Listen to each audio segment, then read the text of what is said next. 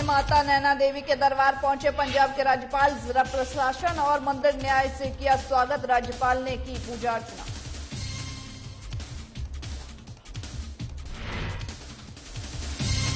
सिरमौर में सीएम ने 214 करोड़ की परियोजनाओं का किया शिलान्यास। कार्यक्रम में विशाल जनसभा को किया संबोधित। कहा, क्षेत्रों के समग्र विकास पर ध्यान दे रही सरकार।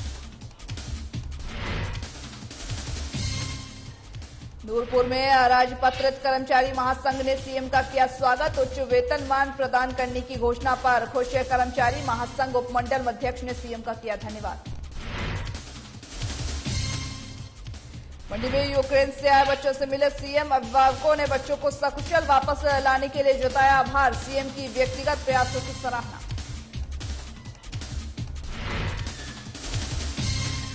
शिमला में नगर निगम चुनाव को लेकर के रणनीति बनाने में जुटे पार्टियां। लोगों को लुभाने के लिए कांग्रेस मैनिफेस्टो करेगी तैयार। कार्यालय राजीव भवन में बुलाई गई बैठक।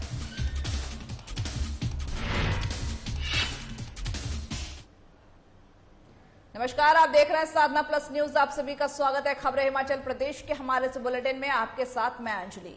बुलेटिन की करते हैं शुरुआत खबरों से, जहां पर नवरात्र पूजन के दिन पंजाब के राज्यपाल माता नैना देवी के दरबार पहुंचे थे, जहां जिलाधीश पंकज राय और मंदिर न्यास के अध्यक्ष राजकुमार ठाकुर ने जिला प्रशासन और मंदिर न्यास की तरफ से उनका स्वागत किया है। उसके बाद विश्वविख्यात शक्तिपीठ नैना देवी में राज्यपाल बनावरी लाल पुरोहित ने नवरात्र के पावन उपलक्ष्य पर माता की पूजा अर्चना की और माता जी का शुभ आशीर्वाद भी प्राप्त किया है।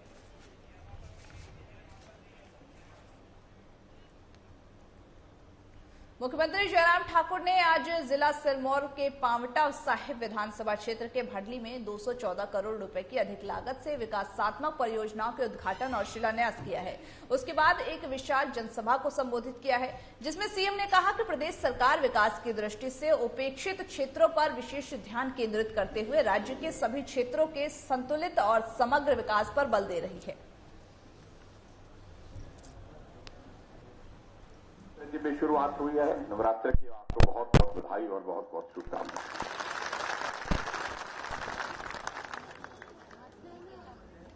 और ईश्वर करे कि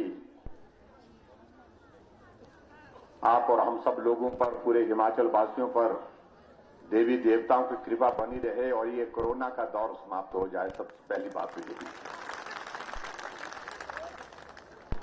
आज अगर विधानसभा क्षेत्र में आपके यहां आना हुआ है, रास्ते में एक पुल का हमने उद्घाटन किया। रास्ते में आते आते हमने डिग्री कॉलेज का भी हमने भवन का उद्घाटन किया। और यहां हम इस बात को देख रहे हैं, हमारी बाईं तरफ, यहां जो मेरी बाईं तरफ दीवार लगी है, और इस दीवार पर मैं देख रहा हूं 10 उद्घाटन की पट्टिकाएं लगी हैं और 22 जो है वो शिलान्यास की पट्टिकाएं लगी हैं इस विधानसभा क्षेत्र में। और कुल मिलाकर के अगर उद्घाटन और शिलान्यास को दोनों को मिलाकर के हम देखें तो 32 जो है उद्घाटन और शिलान्यास के यहां पर आज कार्यक्रम हुए हैं। और 214 करोड़ रुपए के उद्घाटन और शिलान्यास एक जगह, एक दिन में, एक समय पर हुए हैं। इसके लिए मैं आप सबको बहुत बहुत बधाई देता हूं। नूरपुर में अराजपत्रित कर्मचारी महासंघ अध्यक्ष ने मुख्यमंत्री जयराम ठाकुर द्वारा कर्मचारियों के हित लिए गए फैसले का स्वागत किया है, जहां पर सीएम जयराम ठाकुर ने उच्च वेतनमान के लाभ से वंचित रह रहे, जहां पर विभिन्न विभागों में 3 जनवरी 2022 से पूर्व कार्यरत कर्मचारियों को 2 वर्ष का नियमित सेवा काल पूर्ण करने के उपरांत ही अन्य कर्मचारियों के समान ही जहां पर उच्च वेतनमान प्रदान करने की घोषणा की है। उन्होंने जूनियर ऑफिस असिस्टेंट को भी 2 वर्ष का नियमित सेवा काल पूर्ण होने पर लिपिकों की तर्ज पर उच्च वेतनमान प्रदान करने की घोषणा पर अराजपत्रित कर्मचारी महासंघ उपमंडल अध्यक्ष नूरपुर ने धन्यवाद किया है।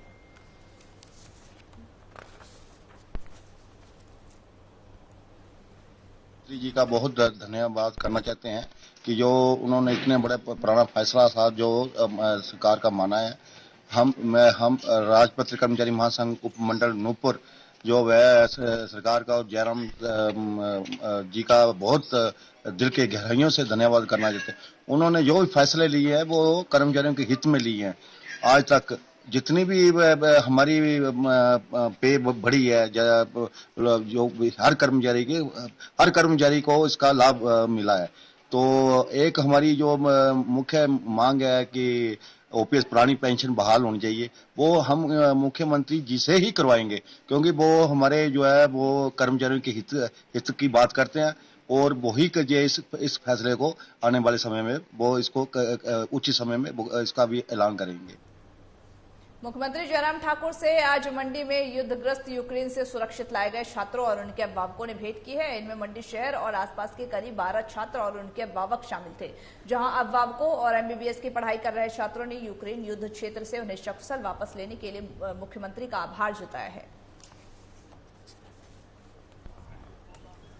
से आए हुए बच्चे हैं, हम सारे बच्चे इवैक्यूएट हो गए थे और हम आज थैंक यू करने के लिए मंडी सर्किट हाउस में अपने सीएम से मिले, श्री जयराम ठाकुर जी से। और हम ये बताना चाहते हैं कि हमारी बहुत मदद की गई गवर्नमेंट ने, Himachal government, India government, CM office helpline से हमें कॉल आते रहे, जहाँ पे थे वहाँ पे कॉल आए, हमेशा कांटेक्ट में थे और बहुत अच्छे से हमारी मदद हुई, हमें घर तक पहुँचाया गया बहुत अच्छे से। तो हम बहुत बहुत ग्रेटफुल हैं और थैंकफुल हैं इसके लिए। हम अब ये कि बहुत अनसर्टेन है सिचुएशन, वापस जाएंगे नहीं जाएंगे, यूनिवर्सिटीज़ काफ़ी डिस्ट्रॉय हो चुकी हैं और काफ़ी ऑनलाइन चल रही हैं, पर वो नहीं।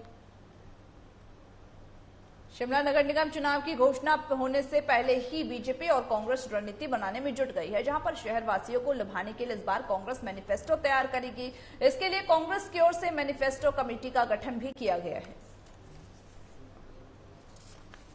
ये हमारी प्रदेश कांग्रेस कमेटी की म्युनिसिपल कमेटी इलेक्शंस के लिए आज पहली मीटिंग हुई है और इसमें बहुत सारे पॉइंट्स और समस्याएं जो शहर वासियों की है, खासकर मस्जिद एरिया और शहर की, ये डिस्कस हुई हैं इसमें। और मेन प्रॉब्लम्स जो पानी पूरी के बारे में है और 24 घंटे पानी का वादा था वो तो पूरा हुआ नहीं, आजकल भी बहुत बुरी हाल है और बिलिंग हो रही है बहुत ज़्यादा। जिला कांगड़ा में टैक्सेस और एक्साइज द्वारा L2 और L14 के शराब यूनिट के साल जहां पर 2022-2023 के लिए 218 करोड़ रुपए की लाइसेंस फीस तय की गई थी, वहीं प्रदेश में राज्य कर और आबकारी विभाग द्वारा अंग्रेजी देशी शराब सहित बियर के रेट तय करने में उन्हें जारी कर दिया गया है।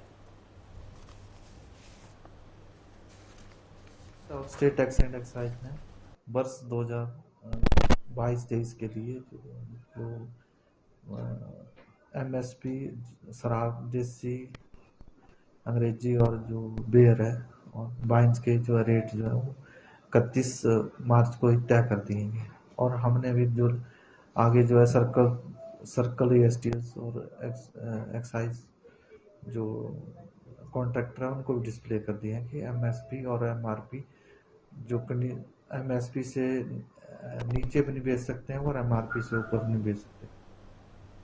इन दिनों हरिपुरधार की सुंदर वादियों में एक पहाड़ी एल्बम की शूटिंग चल रही है, जहां पर समुद्र तल से 8000 फुट की ऊंचाई पर स्थित हरिपुरधार की हसीन वादियों में दुनिया हारुल का फिल्मांकन किया जा रहा है, जहां पर दुनिया हारुल में शिलाय और कोटी बोझ में दो गुटों के बीच हुए वाद विवाद के चलते हुई हत्या को लोकगीत और नृत्य के माध्यम से दर्शाया गया है।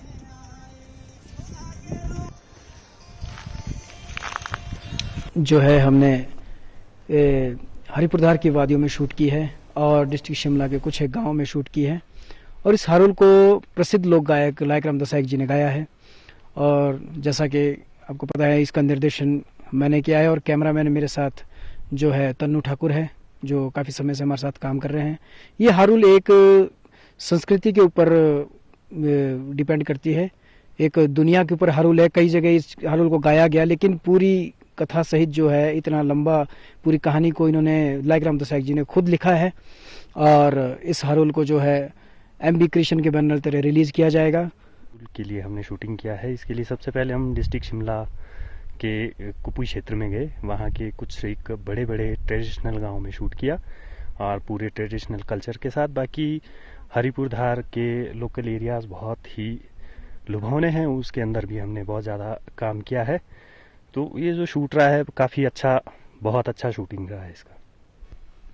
देखिए यहाँ पर वैसे तो ये एरिया टूरिज्म में भी काफ़ी आता है, लोग बहुत बहुत दूर से आते हैं और उसी वजह से ज़्यादा ये जो है फेमस हुआ है, शूटिंग के पर्पज से भी और घूमने के पर्पज से भी। तो मैं बोलना चाहूँगा कि शर्मा जी कि ये हारुल गाय है जो मैंने ये सिंगटो और ठिंडाओ की ठिंडाओ शिलाई से थे और सिंगटो कोटी पहुँच से थे। तो उनके आपस में कब से लेकर झगड़ा चला था और विवाद चला था। फिर उन्होंने एक समझौते की मीटिंग रखी कहाँ की शिलाई वागना गांव में। तो जो सिंगटो उनके 2 गुट थे, एक गुट उसमें नाराज था समझौता के लिए, एक गुट उसमें तैयार था। तो जब वो जो गुट तैयार था समझौता के लिए वो शिलाई चले गए और ठिंडाऊ भी वहां आ गए। जो गुट नाराज था जिनकी कोई सुनता नहीं था वो गुट पीछे चले गए। तो उनका जब समझौता हुआ जी तो वहां फिर उनको जो गुटो नाराज था जिनके साथ अत्याचार हुआ था, कटे मरे थे जिनके, तो उनको फिर बुरा लगा कि देखो भाई हमारा इन्होंने सुना नहीं और अपनी मनमानी कर रही है लोग जो कि हमारे ही परिवार से है। तो उन्होंने फिर वहां हमला शुरू कर दिया।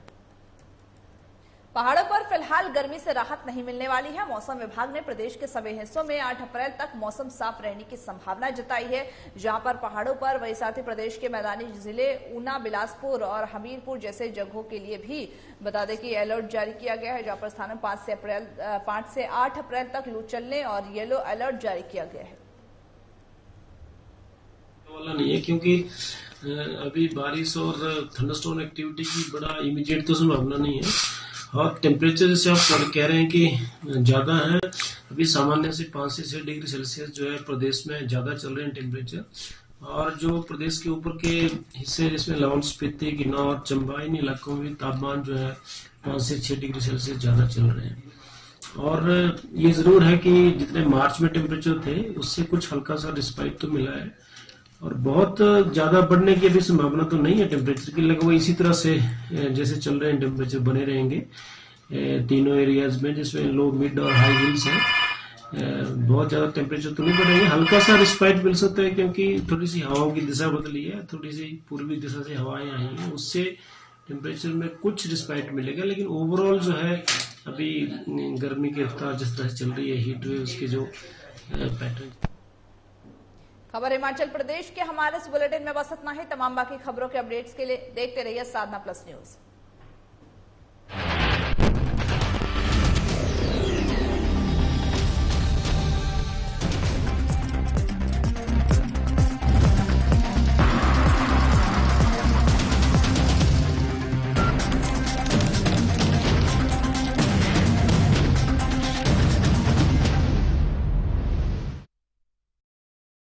क्या आप